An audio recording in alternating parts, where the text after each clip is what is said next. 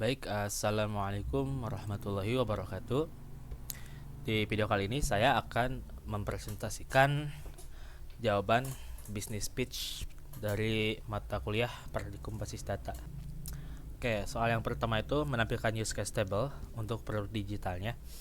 Di sini itu saya menggabungkan dua aktor dari use case-nya itu. Yang pertama itu deretannya itu use case yang didapati oleh user, lalu use case yang dimiliki oleh admin atau penganalisa ya, seperti melihat pertumbuhan pengguna itu biasanya lebih ke data engineer maybe atau apalah itu. Oke, untuk user mah ini standar ya, ada pendaftaran akun, login, update akun, follow. Ini udah jadi use case yang paling umum di aplikasi Twitter ya, atau Tweetify. Lalu selanjutnya mampu mendemonstrasikan web service. Nah, kebetulan di sini untuk web service-nya itu saya tuh baru belajar get-nya doang. Jadi untuk post, put dan delete-nya itu belum saya telisik lebih jauh. Jadi mungkin hanya ini yang bisa saya tampilkan. Nah, yang pertama itu screenshot dulu koneksi database.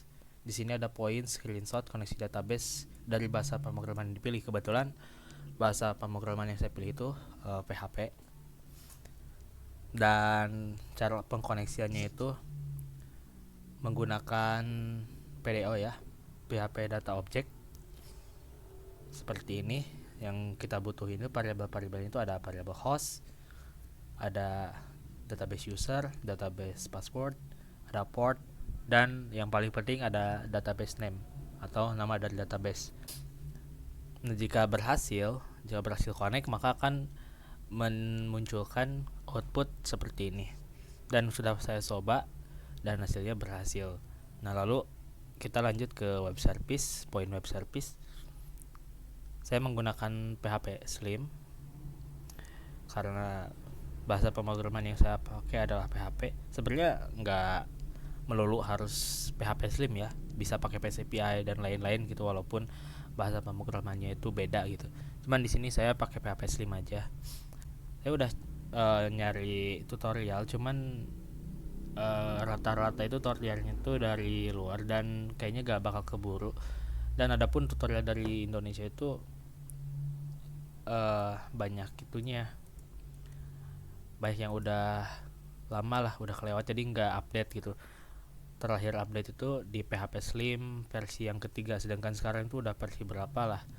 Jadi pas saya terapin itu pasti banyak error. Ini juga sebenarnya banyak error ya pas ini, cuman saya akalin dan ya lumayan lah dengan bantuan ChatGPT juga tentunya. Sini ada menampilkan semua data pengguna, lalu menampilkan data pengguna berdasarkan ID juga ada, dan sebenarnya di bawahnya juga ada data country juga ada. Nah, jadi untuk data ID itu kita tinggal localhost ini, terus kita ketikkan user slash ID-nya itu berapa, misal 1, 2 atau banyak lah, soalnya ini akunnya itu ada 1500-an lebih. Nah, lalu soal yang ketiga itu mampu mendemonstrasikan minimal 3 visualisasi data. Nah, kebetulan tools visualisasi data yang saya pakai itu Metabase ya, tapi Metabase-nya yang versi komunitas atau open source. Cara jalaninya juga mudah ya, tinggal kita ke websitenya aja. Di sini kebetulan saya download Java-nya gitu, jadi nggak lewat Docker gitu cara jalaninya itu. Dan caranya pun mudah ya, tinggal ke command prompt-nya aja. Dan kebetulan saya nyimpennya itu di folder downloads. Jadi kalau mau jalanin ya tinggal ketikin yang ini, copy paste aja lah ya biar cepat. Nanti bakal muncul agak lama ya, jadi mungkin akan dipercepat nanti videonya. Jika sudah itu kita tinggal ketikkan saja ya. Di sini ada localhost /2 3000 karena ini port defaultnya dari Metabase. Nih, this will launch Metabase server on port by default. Cuman tadi karena lama jadi kita langsung klik aja gitu. Atau kita ketik manual juga bisa ya. Nah, di sini tuh karena sudah saya masukin ya segala ketentuannya itu kayak misal database-nya apa, drivernya apa. Jadi udah langsung masuk lah gitu. Nah, di sini. Nah, cuman kalau kita mau visualisasiin data yang tadi itu kita kliknya jangan langsung ke sini ya, tapi kita ke jelajahi data. Nah, ambil yang ini Tweetify karena ini database yang saya pakai. Ini ada user detail, ada user, ada ini entitas-entitas yang saya buat ya. Wah, ini lama sih. Nah, ini banyak. Kalau misal kita mau visualisasiin, kita tinggal ke saring aja. Oh, enggak, meringkaskan aja kayaknya ini. Oh ya, meringkaskan. Misal ada username, terus juga ada akun type. Nah, ini tuh kalau misal akun type tuh bakal diringkesin. Nah, admin itu ada 0,667%, artinya tuh admin tuh jumlahnya cuma 10, sedangkan regular itu ada 970 dan premium ada 520. Jadi untuk visualisasi datanya itu sangat berguna ya, dan kita bisa bebas sih mau berbentuknya kayak gini atau mau kita pakai batang kayak gini. Cuman ini adminnya juga kelihatan ya, jadi saran saya sih ambil yang lebih mudah dipahami oleh orang awam, karena tugas data engineer itu kan untuk memudahkan pemahaman database kepada orang awam kan ya. Jadi kita pakai yang ini gitu. Yang lain pun juga sebenarnya untuk data-data yang lainnya. Ini kan data perbandingan jumlah akun berdasarkan 3 kategori. Nah, yang bawahnya juga bebas sih mau dibikin kayak gimana aja.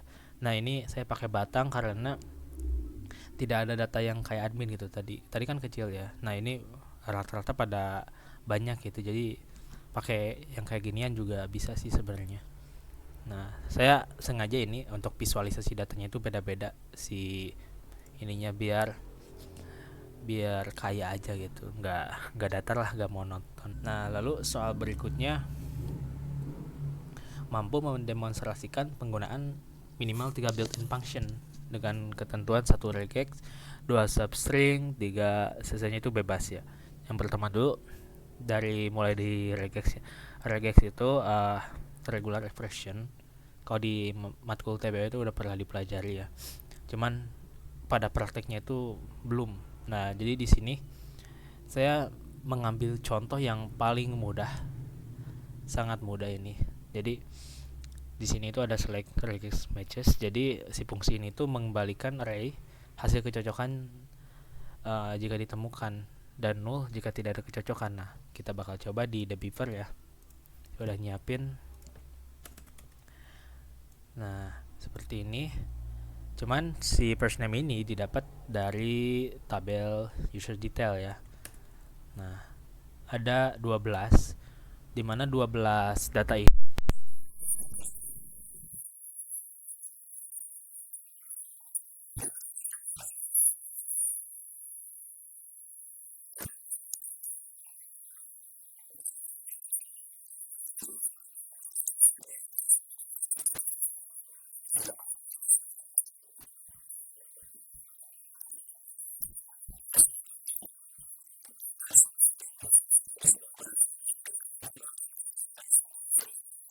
kan posisi awal dan banyak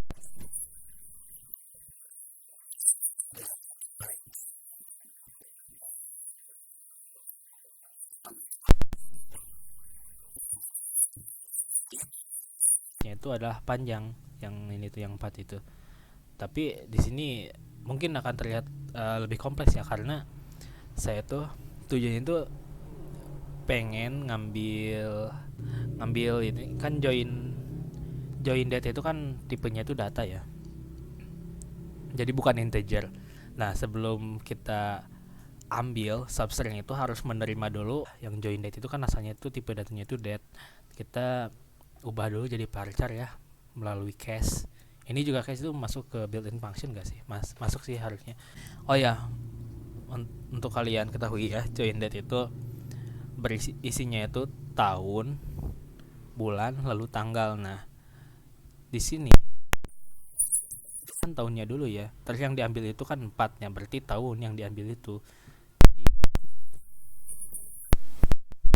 Kita itu sebenarnya itu mengambil dari join date. Jadi cuman 4 angka lah istilahnya, atau 4 huruf yang kita ambil dari join date, yang isinya itu bukan hanya 4 gitu sih angkanya itu, tapi ada 8 kalau sama bulan. Hasilnya bakal gimana sih? Hasilnya itu kayak gini nih. Nah, jadi kita select dulu ya first name, join date. Jadi si nama orangnya itu kita ambil, terus kapan mereka gabungnya itu. Nah, kasihkan dia itu pengguna lama atau pengguna baru ya, kita menggunakan substring ya di sini.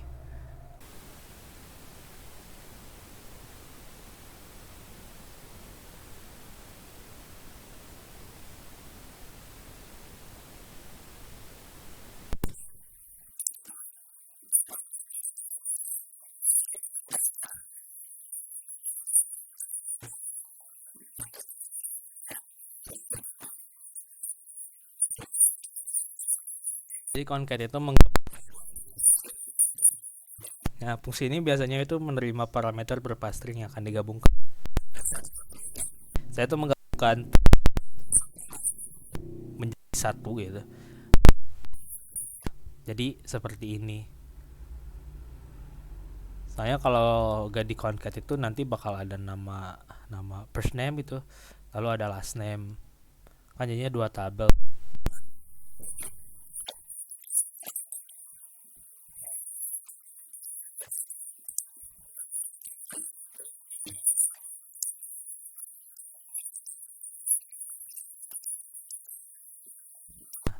Langsung coba aja ya. Jadi sebenarnya dari definisinya aja udah jelas ini. Nah, seperti ini.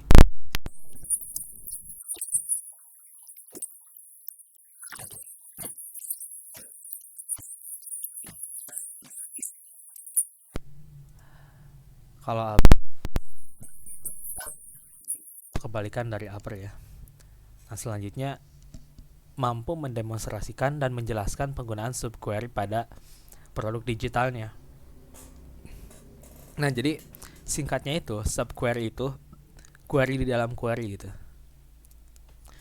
Nah, untuk contoh kasusnya itu awalnya itu kan admin itu lebih dari 30% ya pada awal. Jadi sebelum 10% itu awalnya itu adminnya itu ada 30%. Nah, saya pengen ubah si adminnya itu jadi hanya 10 aja, itu hanya 10 orang, bukan 10%. Nah, di sini saya update dulu nih, update dulu usernya, lalu kita ubah akun type-nya jadi admin, dimana di sini itu ada subquery nih, select ID from user, where akun type sampai regular.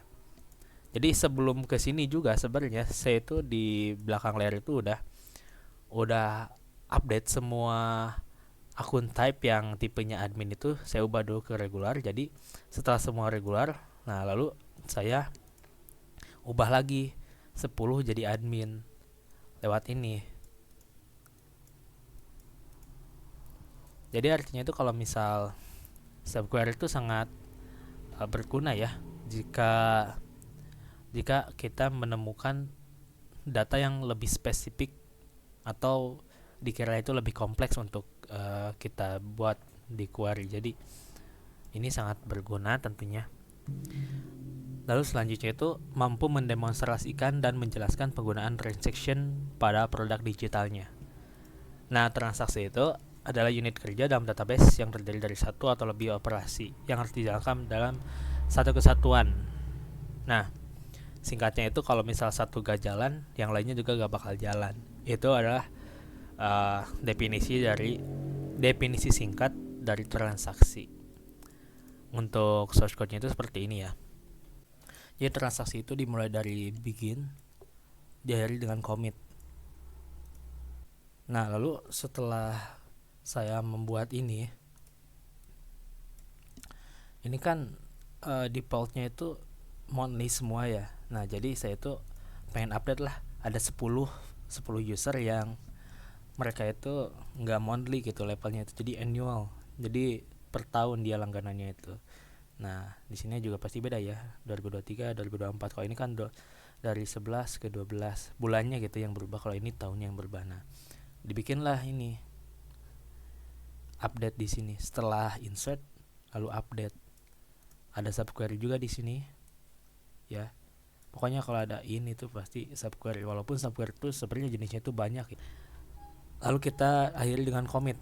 Nah pas saya run ternyata si sintaknya itu ada yang error gitu, ada yang salah gitu di antara kedua ini. Jadinya itu menimbulkan output kayak gini nih, current transaction is aborted. Jadi nah cara mengatasinya itu ya perbaiki sintaks yang error lalu jalankan ini rollback. Setelah kita jalankan rollback, kalau dirasa ini sudah benar ya, kita jalani lagi dari sini ke sini. Karena kebetulan saya udah jalanin, jadi ya kita gak perlu praktik ulang lah di developernya ya. Lalu mampu mendemonstrasikan dan menjelaskan penggunaan prosedur atau function dan trigger pada produk digitalnya. Ya, pertama itu function ya. Sebenarnya function ini definisinya itu sama aja kayak kita bikin function di bahasa pemrograman ya. Di sini saya bikin fungsi untuk menghitung followers berdasarkan username. Karena pada awalnya itu saya tuh bikin untuk menghitung followers itu caranya adalah dengan pakai ini. Nah, karena di tabel user itu gak ada kolom followers count atau following count gitu. Jadi sama sekali gak ada buat ngitung jumlah followers. Nah, untuk mengakalinya itu jadi saya bikinlah di sini function. Walaupun pada akhirnya saya juga bakal bikin kolom following count ya, nanti sudah saya bikin sih sebenarnya. Tapi pas pengerjaan ini emang belum gitu. Nah, kita bikin dulu ya create atau refresh function. Jadi kalau misal belum ada kita bikin, kalau udah ada kita ganti.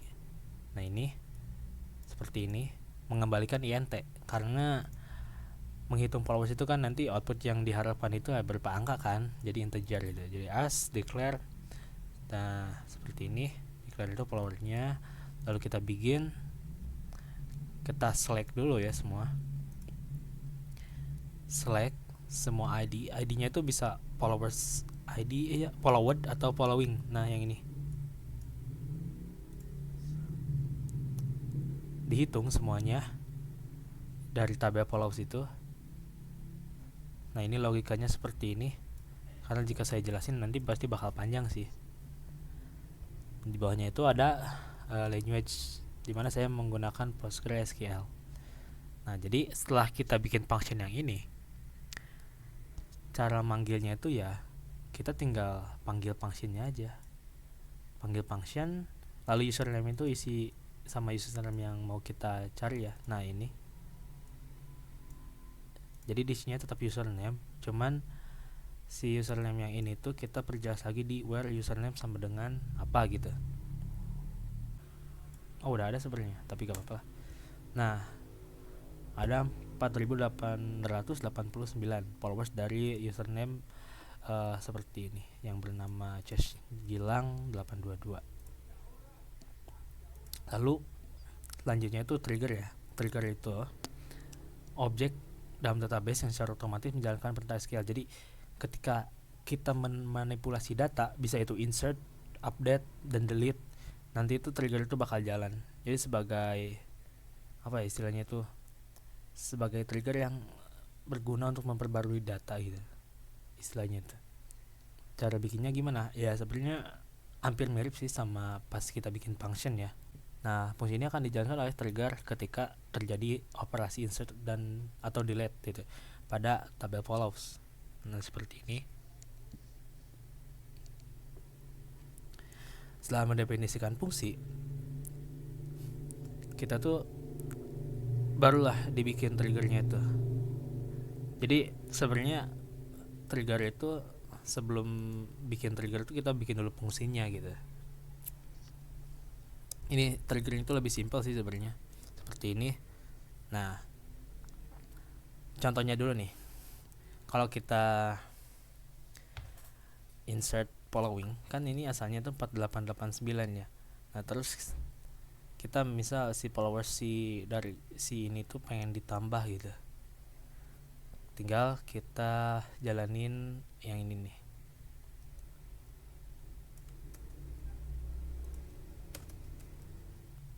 Following ID itu ID dari orang yang akan diikuti. Nah, ini ID si pengikutnya. Kebetulan ID dari si Ces Gilang ini adalah 11.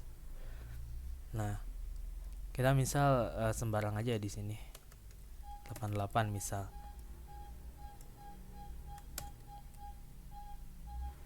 Oh, yang ini udah eksis seperti ID-nya. Kita tambah lagi. Nah, ini harusnya si Ces Gilang itu kan tadi asalnya itu 4889. Nah, harusnya itu sekarang tuh 4890.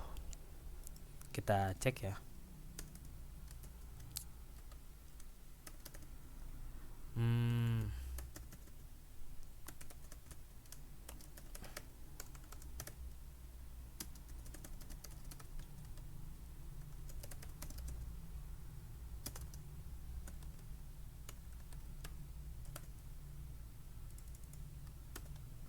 Ternyata ngebug. Ini harusnya 4890 sih, tapi gak tahu kenapa kok jadi ngebug ya. Kalau yang udah menerapkan trigger itu otomatis akan terupdate itu. Oke, selanjutnya ada soal yaitu mampu mendemonstrasikan data control language pada produk digitalnya ya. Nah, seperti yang kita ketahui, DCL itu merupakan singkatan dari data control language, adalah bahasa yang digunakan untuk mengelola izin dan hak akses pengguna dalam basis data. Jadi segala role yang kita tentukan itu kayak akses database, siapa aja yang bisa mengelola database, siapa yang bisa membaca, siapa yang bisa mengubah dan lain-lain sebagainya itu diatur pada DCL. Nah, kalau sebagai orang awam, pas pertama kita bikin database itu kan kita itu sebenarnya udah dapat role-nya itu super admin. Jadi kalau kita lihat di The Beeper ya, di sini ini tuh ada Postgres. Nah, ini tuh super admin sebenarnya. Jadi bisa mengelola lebih dari satu database juga, ini bisa banyak ya. Nah, adanya role ini karena kita ini nggak mau ada super admin yang bisa semena-mena gitu terhadap database yang sudah dibikin. Makanya dibuatlah role. Ada user itu. Cara buatnya juga banyak caranya ya. Bukan banyak caranya sih. Ada yang create role doang. Ada juga yang beserta opsi. Jadi bisa login dan disertai dengan password. Nah, kalau misal kita lupa ya di sini nggak pakai opsi, kita tinggal alter role aja. Tinggal alter role, Dayan, login password. Nah, ini passwordnya seperti itu. Lalu di sini ada hak akses. Karena ini tuh baru dikasih role-nya doang gitu, dia belum punya akses. Nah, cara bikin aksesnya itu ya kita tinggal grant select on all tables. Kalau select on all tables itu artinya kita itu memberikan hak akses kepada si Dayan ini berupa akses select. Jadi cuman bisa baca lah istilahnya itu. Kalau di crewnya itu cuman read doang. Nah, kalau hak akses insert, update, delete itu berarti sebagai manipulator, data manipulator. Jadi dia bisa memasukkan data, bisa mengupdate data, dan bisa menghapus. Unik-uniknya jadi tiap ini tuh bisa macam-macam aksesnya itu. Bahkan ada juga role-nya itu yang bisa bikin database yang kayak ini nih. Ini tuh sebenarnya dia punya hak buat bikin database. Lalu setelah kita memberikan hak akses, kita juga bisa mencabut atau merevoke. Jadi lawan kata dari grant itu sebenarnya revoke ya. Nah, seperti inilah kira-kira. Ini lebih mudah ya buat dipahami. Untuk prakteknya itu kita buka CMD aja, command promptnya aja, lalu kita jalanin Postgre ya di sini. Dan ketentuan seperti demikian. Nah, kebetulan saya itu login dengan user Melodian tadi. Yang Melodian itu aksesnya itu bisa insert, bisa update, bisa delete, dan juga bisa itu ya, bisa create database. Nah, kalau udah gini sebenarnya kita tinggal praktikin aja ya. Oke. Oh ya, ini metabase-nya masih jalan, kita stop dulu ya. Oke. Sudah saya kopikan. Kita tunggu. Passwordnya itu ya, passwordnya mldn. Nah, seperti inilah kira-kira tampilannya.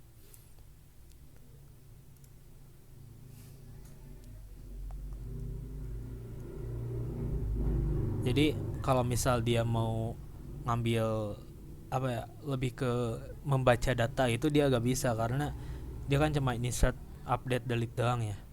Jadi misal ini nih, select tang from users. Nah, di sini bakal muncul permission denied for table users, karena dia itu di table user itu cuman bisa insert, update, delete, jadi nggak bisa baca. Seperti itulah kira-kira praktek penggunaan DCL itu di database. Terus selanjutnya mendemonstrasikan dan menjelaskan constraint yang ada pada produk digital. Nah, pertama itu constraint itu seperti kita ketahui ya, adalah ketentuan atau tata tertib dari sebuah database. Yang pertama itu minimal ada satu unique key. Jadi unique key itu merupakan kolom atau kelompok kolom yang di dalamnya itu tidak boleh memiliki nilai duplikat. Biasanya itu kolom itu biasanya itu unique key itu adanya di username, di email. Nah, dua itu biasanya. Karena kalau kita daftar Twitter, kalau emailnya sama, itu kan selalu diperingatin ya. Kayak, oh ini email udah digunain, atau username juga ini udah digunain. Nah, itu berarti dia pakai unique key. Bisa juga sih pakai primary key. Cuman lebih tepat kalau kita pakai unique key, karena primary key itu biasanya buat ID. Nah, selanjutnya itu ada foreign key-nya. Foreign key itu semacam relasi antar table. Jadi jembatannya table satu dengan table lain. Nah, seperti di tweets nih. Nah, foreign key-nya itu user ID, karena tweets ini yang bikinnya itu kan user. Nah, kita nggak tahu kan tweet ini siapa yang bikin kalau nggak ada foreign key-nya gitu, atau nggak ada user ID-nya. Lalu ada index. Index ini berfungsi untuk mempercepat proses pencarian dan query.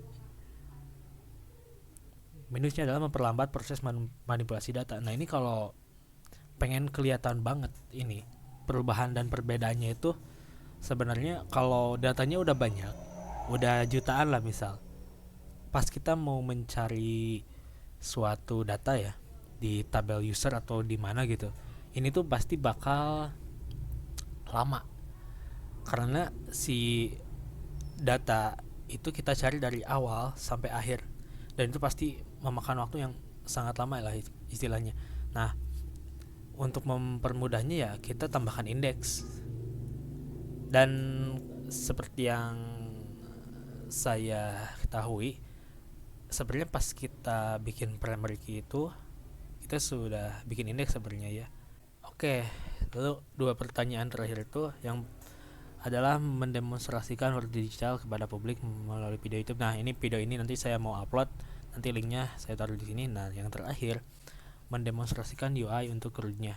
Oke, kita mulai dari yang pertama dulu ya, create. Tapi pas kita masuk ke sini aja, ini tuh udah nerapin read atau membaca semua data nih. Ini ada banyak ya, ada 1500 lebih datanya. Jadi kalau di scroll ke bawah ini agak lama juga sih. Oke, yang pertama ini kita menerapkan create atau membuat. Kita ke tambah pengguna dulu ya. Kita misal namailah namanya Andi Odang, passwordnya sembarangan aja 123 misal. Kita simpan. Nah, ini kalau gak ada error berarti ini si datanya itu udah tersimpan ya. Kita bisa cari aja di sini Andi Odang. Nah, ada. Nah, ini kita langsung ke update. Update itu artinya memperbarui data kan. Jadi kita edit. Misal kita yang edit itu namanya aja deh, atau sama emailnya aja. Jadi Andi Odeng, dan emailnya juga kita ganti jadi Andi Odeng. Lalu kita simpan, kita cari. Kalau misal udah keubah, ini harusnya ada sih. Nah, berarti ada. Lalu tahapan terakhir dari CRUD itu adalah delete ya. Jadi kita hapus. Nah, kita cari lagi, kalau misal ada ya berarti.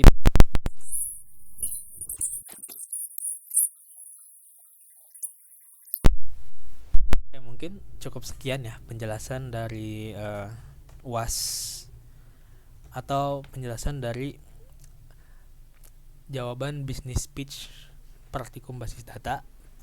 Jika ada salah-salah kata atau ada kode yang sekiranya atau penjelasan yang kurang, mungkin bisa dikoreksi aja di kolom komentar gitu. Selebihnya saya ucapkan terima kasih bagi yang sudah menonton sampai akhir. Wassalamualaikum warahmatullahi wabarakatuh.